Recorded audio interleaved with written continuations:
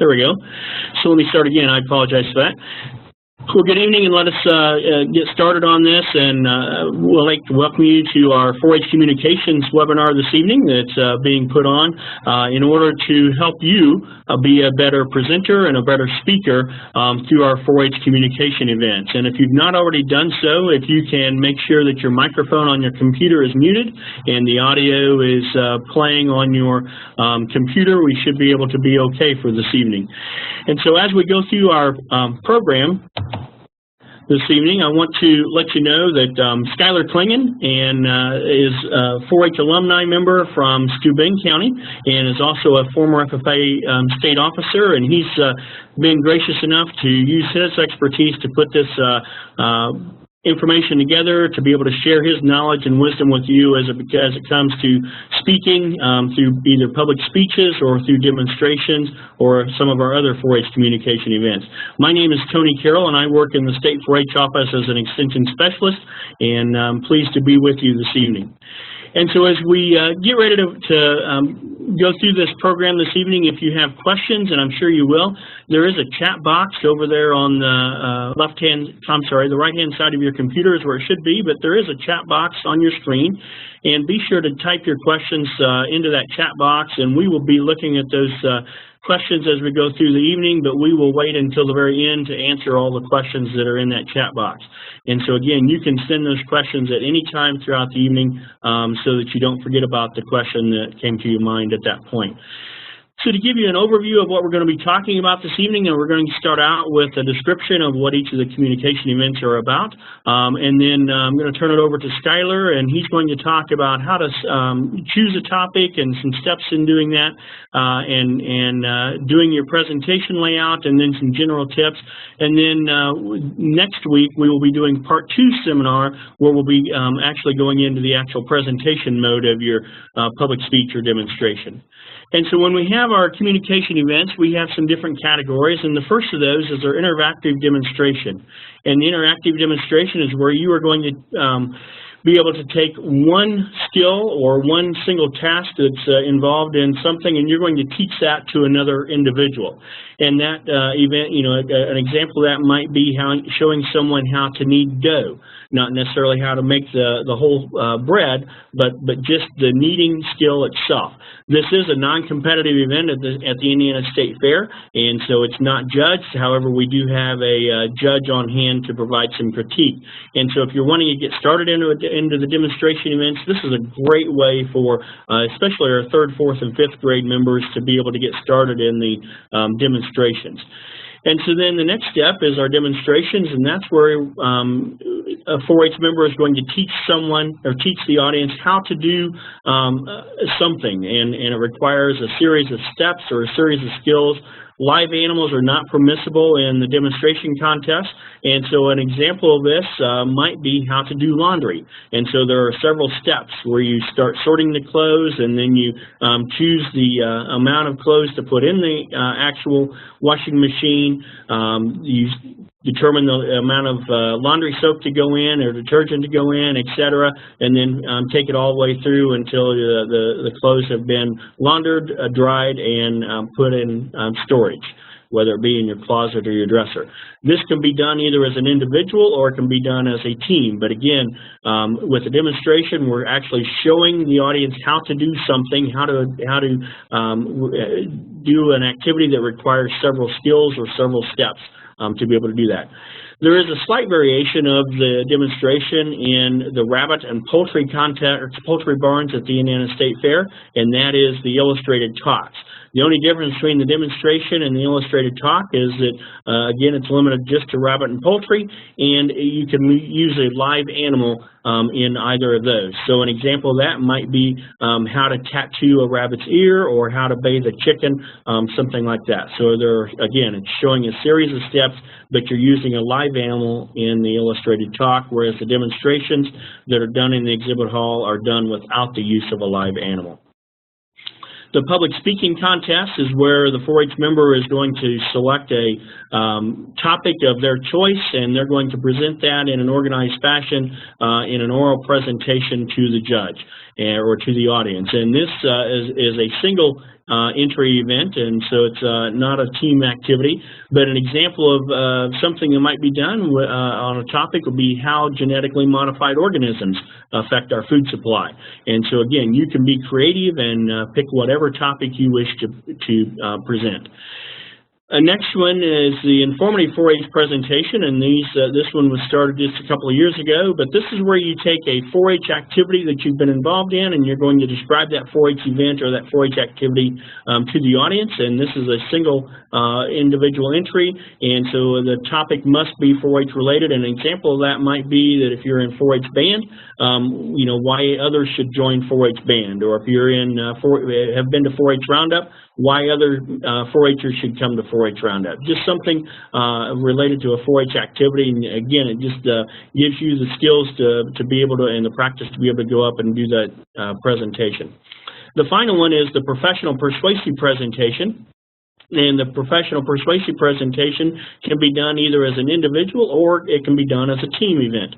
And in this professional persuasive presentation, you're going to identify a problem that's facing your community right now, and then you're going to do some research on that and suggest a solution to that problem and how to fix it within your community. And an example of this might be the need for sidewalks along a certain street in your local town, or it could be the need for more handicap accessibility within on your local 4-H fairgrounds, etc. And so lots of different choices there in that. And so when you start looking at the 4-H communication events, the first thing, I just gave you a brief description and a brief overview, but if you'll go to this link, bit.ly.com, bit.ly/4-H communication, you'll be able, that'll take you to our state 4-H website and the page where it has all the 4-H communication events, and you can see a full set of rules and some resources and the scorecards there as you get ready to do that. And so, again, I would encourage you to take time after this session to be able to go and look at that. And so as I turn it over to Skylar Klingon to start presenting the information and really the meat of what our presentation is about, I would ask that in the chat box sometime during his presentation, if you could just type in the number of people that are attending the session with you, whether it be 1 or 30 or whatever, and also where you're viewing this from, whether it be from a fairgrounds, from a library, or from your home computer. If you could type that into the chat box, I would certainly appreciate it, and that'll give us an idea of how many people are watching it and what types of media they're watching it on. So I'm going to turn it over to Skylar. All right. Thank you very much, Tony. And like he said, my name is Skylar Klingon. I am currently a freshman here at Purdue and past 4-H member as well as FFA member through all of that. So through all those experiences, I've kind of been able to fine-tune my speaking and presentation skills, and I'm more than happy to be here tonight and share that with you. So the first thing to begin the presentation with is trying to find the topic, and that can obviously be the toughest part of the entire thing in general, is trying to figure out what exactly you want to talk about.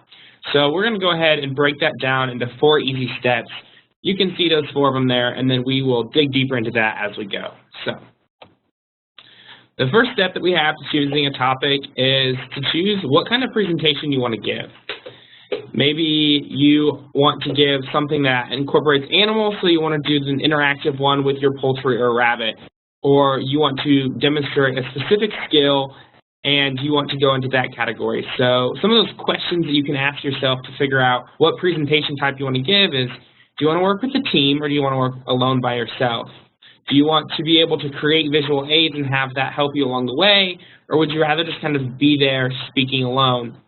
And then the next one is, would you rather give a topic, speak on a topic, or give more of a demonstration type presentation? So by answering those questions, you can really fine-tune and hone in what presentation you want to give. If I was to answer those questions, I would really lean more towards that public speaking contest area, because I'm someone who really likes to kind of work alone, dig deep into a topic. I also believe that visual aids, for me, just kind of get in my way. I forget to click to the next slide, or I stumble over a poster, those kind of things. So for me, I would lean more towards that public speaking realm. So first, we have to choose what kind of presentation we want to give. once we know what our presentation is, now that's when we really figure out what that topic that we're going to give that relates to this presentation type is. So to begin kind of figuring out what topic you should do, the first is to think about what you know. Be specific with these things. What are some things that you know a lot about or something that you want to know more about? Maybe you just learned something in school or at your last club meeting and you want to learn or dig down deeper more into that topic, and this is a great way for you to do that while getting some end result and getting some practice speaking about that topic.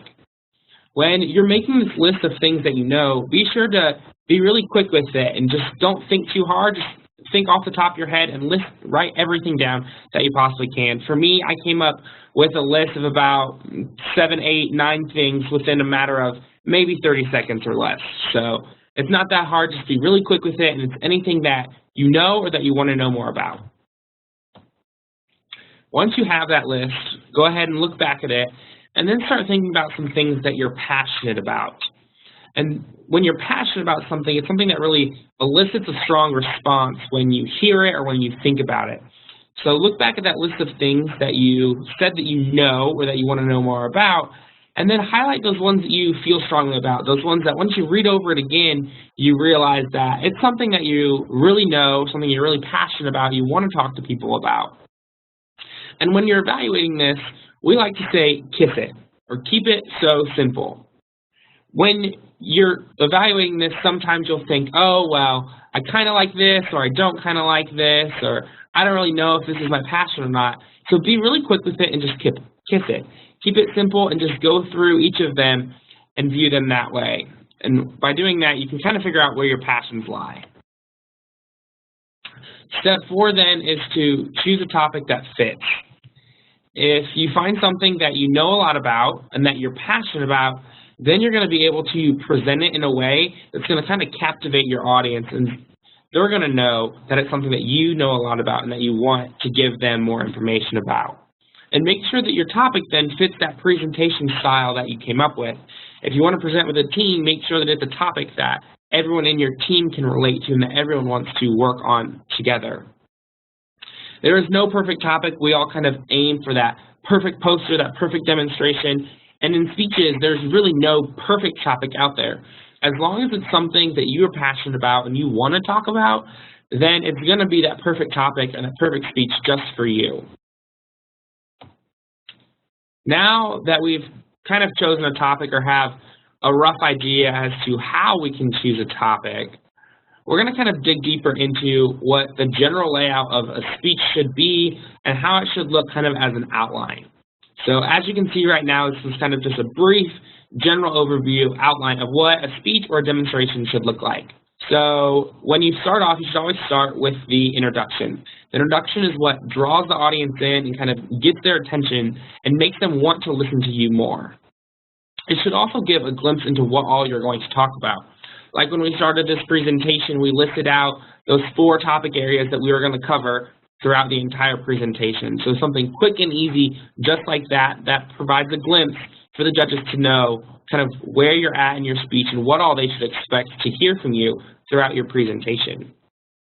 If you have chosen to give a demonstration, the introduction time is the time for you to discuss any required materials that you might need, as well as list any safety concerns that might be happening with your demonstration or your experiment that you're showing the judges.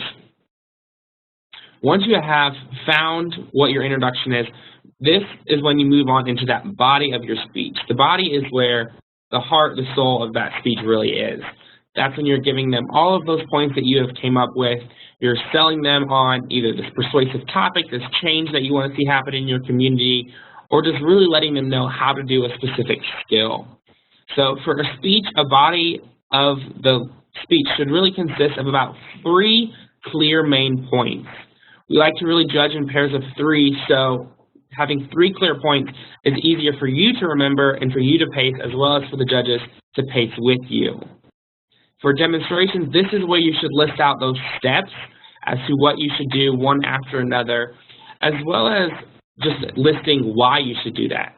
It's more important to tell them that when you're kneading dough or you're trying to do your laundry while you're doing each of them steps rather than just listing them out for them. It helps people understand and helps them be able to apply that later on when they need to be using that skill. And then finally, we'll work down into the conclusion. The conclusion is where you kind of wrap everything up, you bring the speech to a halt, to an end, and you kind of draw the judges back to reality and let them know where they're at again. So in your conclusion, you should go back to that introduction that you had made and restate and rephrase some things and kind of just recap the entire speech. Go through each of those points again, and give them kind of a recap of what happened. And be sure to emphasize the importance of what you're demonstrating on or what your speech is about, so that way they're able to take that and apply that later on. When it comes down to writing your speech or demonstration, there really is no perfect or way that you can do this. It all kind of depends on how you want to go about doing it, how you're comfortable presenting on your topic, and what is going to make it easiest for you to write the speech or the demonstration in the long run. So the first thing to do is just check the requirements. Make sure that you go to that link that Tony had on the earlier slide and know exactly what your topic area and your presentation type, what the do's and don'ts are, what is and isn't allowed within that specific area, as well as knowing what your time frame is. That can depend on how much detail you go in or how many steps you include within your demonstration to make sure that it fits within your time frame and it's not too short or too long. Choose what works best for you. I just gave you that general layout that had the introduction, the body, and the conclusion. You don't have to go about writing your speech in that or your demonstration in that way. If you're more comfortable starting with your points and listing each of those points out and then coming up with a catchy way to bring your audience in, go ahead and do it that way. Or if you really have a killer ending and you know that that's what you want to just, like drop the mic on to say, this is what my speech meant, then go ahead and start with your conclusion and build backwards. It really is all about what works best for you and how you want to do it. It's not something that has to be done all at once. Take the layout and break it up. Do it one step at a time. If you want to start with your conclusion, finish your conclusion and then let it wait for a little bit. Learn some more information before you start digging into the introduction or the body, or vice versa, whichever way you want to go about it. But make sure that you are getting as much knowledge and as much information as you can about the topic that you have chosen. The internet, obviously, as we know, is the best place to go and get information. There is loads of news and new stuff that's coming out each and every day, especially if you're going into kind of a controversial topic. It's important to stay up to date on what's happening each day, and if changes are happening, if consumer demands are kind of swaying, or if there's some policy that might change the way that this speech kind of is geared, it's important that you are up to date on those topics. So continue to research. Just because you have your topic or you have your speech written, that doesn't mean that you can just stop researching and that you know everything. Keep learning each and every day so that way you're up to date with that topic that you have. As well as know that that first draft that you write is certainly not the last draft that you need to write. Make sure that as you research and you find more information, if it fits within your time frame, be sure to add it in there. It's okay to keep adding more and subtracting things out, and the speech should really be kind of in a fluid state up until the day that you present it. At that point is when you should really have a solid speech, but until then, it is very flexible and able to take stuff in and put stuff out and kind of move stuff around. So feel free to just amend that first draft. It's not the end of the world once it's already written. And then, as we all hear over and over again, practice, practice, practice, and we can never practice too much. It's really important that you know your presentation, you know your speech when you go in there to present in front of the judges. It is a contest, so you want to make sure that you are showing yourself off the best that you possibly can. In order to do that, we have to practice as many times as we can. So give the presentation as often as possible to yourself or to groups or kind of just anyone around you. I know when I would give speeches, my family members would be able to quote the speech back to me because I would give it to them so many times they would hear it so often. So some groups to consider practicing towards would be obviously your family members. Like I said, they are the easiest ones to get a hold of. They're right there with you at dinner or something like that, and they can listen to your speech then. as well as look at your local 4-H club or other clubs throughout your 4-H program. Those are some great areas to get some peer feedback and figure out what you might need to improve within that time. Other groups might include fair boards, school classes, or civil groups, school boards, some of those kinds of groups that you can kind of just give your presentation to and really ask for that feedback. It's important that with each presentation you're continuing to grow and that you're getting better each time. And the best way to do that is to make sure that they are asking you questions, giving you feedback, letting you know what went right and what went wrong within the speech. That way you can improve that and make that better for the next time. So at this point, we are free to open up to any questions that you all might have. If there's something that you want to know more about, or if there's an area that you'd like me to cover a little more, feel free to type that in the chat box and I can look into those.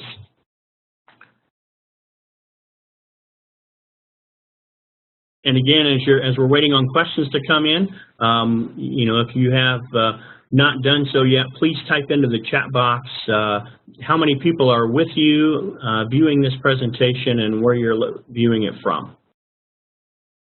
And we'll wait just a few more minutes to see if there are any questions that come in. Make sure that in your chat box, when you type in your question, that it says send to either all participants or presenter. Either one of those should come up.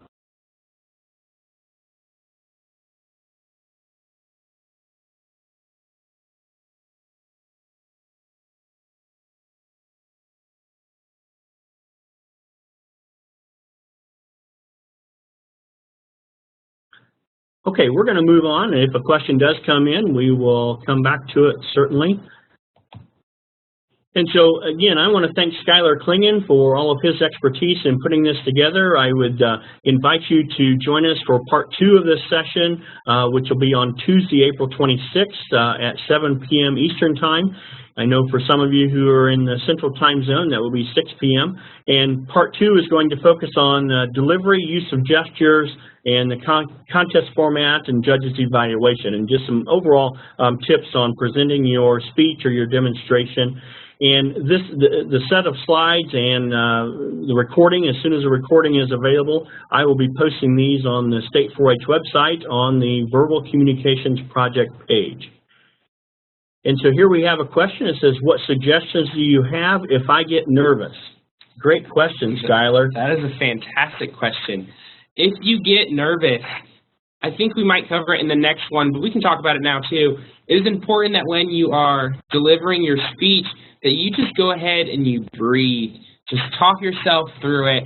Take a deep breath. If you trip over a word or you forget a sentence or maybe you switch a topic around, it really is no big deal as long as you just keep flowing with it and you keep going. So if you get nervous, you get the sweaty palms or your knees start shaking, just kind of keep focusing on what you're saying. Know that as long as you've practiced as many times as what you should, that you'll be all right and you can get through the speech. And as long as you don't really show it and you just keep going, those judges are never really going to be able to notice that you were that nervous. And, we have had that happen at State Fair. And, to be quite honest, every year there is always at least one person, and a lot of times it's the first time being on stage. And we're going to show you in the next session on Tuesday night some pictures of what the stage is going to look like and the setup at the State Fair. But, every year there's at least one person that has a complete meltdown. They get flustered, they get lost in their speech, etc. And so Jeremy Walker is the person that I hire to help coordinate all of our speeches and demonstrations at State Fair. And if someone has a complete meltdown, he's gonna stop you and bring you off stage, let you gain your composure again. And then after you've gained your composure and a few more people have gone through and given their speech or demonstration, then you're going to go right back on stage and you'll start from scratch and the judges will have a brand new scorecard. And so we don't want that to hinder you because this is a learning experience. Even though it is competitive, the primary purpose of this is for you to learn how to give presentation skills so that when you get a job after high school, you are going to be a great speaker and you're going to have those skills that employers are going to look for. All right, so we got another question in here about how would I suggest that you memorize your speech. Memorizing the speech can be a challenge depending on how well memorization and absorbing things like that is for you and if that's one of your skills or not. The best way that I did it is I would type the whole speech and get it the way that I wanted it, and then go in and print it off or write it out on note cards, and then take each note card at a time. Make sure that you get that one, that you can understand what's happening on that one short topic, and then once you feel okay about that one, then move on to your next note card or your next speech. And again, it really just kind of goes how you want to do it and how you're comfortable too. If you feel that you are struggling with your conclusion and you think that is where you need the most help, then go ahead and really focus on that and make sure that you get that part memorized. And the flip side, some people like to say, you know, memorize what you know best. That way you kind of have that part out of the way, and then you can kind of stumble through the stuff that you don't quite know. So memorizing can kind of be a skill that you can build throughout this process, but start off by just taking it, the big speech or the big demonstration, and breaking it down into small parts, little paragraphs that you can memorize throughout the day, and focus on each paragraph a day or each paragraph a week, however much time you have, and then let the whole thing kind of come together by the end. Okay. All right, any other questions that you might have? Okay, if you do have some questions, feel free to email me, but we're going to go ahead and sign off tonight. But before we do so, I want to give a shout out to Harrison County, who it's my understanding they are having a junior leader meeting tonight, and they have several junior leaders that are watching this for the first time participating in WebEx. And so great to be able to have that, and also a shout out to all the others that are watching this from home or wherever you might be. And so with that, we're going to close this evening's program and look forward to seeing you on Tuesday, April 26th at 7 p.m. Thank you very much, and have a good evening.